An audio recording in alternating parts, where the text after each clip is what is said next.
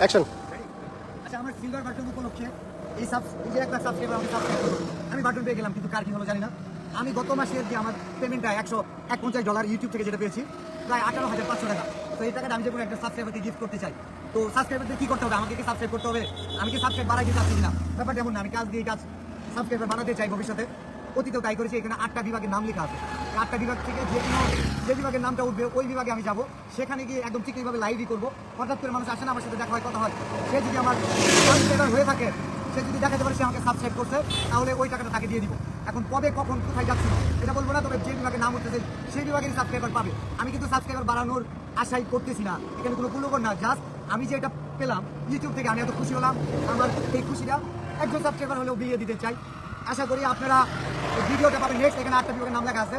তো আমি এটা শুরু করতেছি, দেখি কোনটা উঠে। তুলবো দিলাম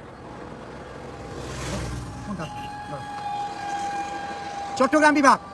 চট্টগ্রাম বিভাগ আমি তাহলে যাচ্ছি নেক্সট। চট্টগ্রাম বিভাগ, আমি যারা সাবস্ক্রাইবার আছেন চট্টগ্রাম বিভাগের, তাদেরই কেউ একজন পাবেন, ঠিক আছে?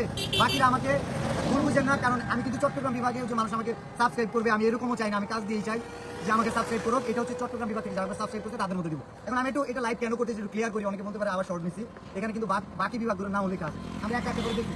এটা চট্টগ্রাম রাখলাম, একটু দেখো ভাই, কেউ ক্যামেরা অন করো না। এটা কি আছে? এটা বরিশাল নাকি? হ্যাঁ বলিস। হ্যাঁ, বরিশাল বিভাগ।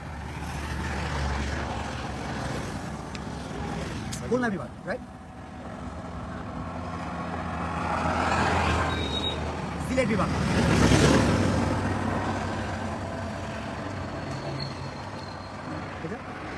রংপুর। রংপুর বিভাগ। রংপুর দেখেন না, বলুন।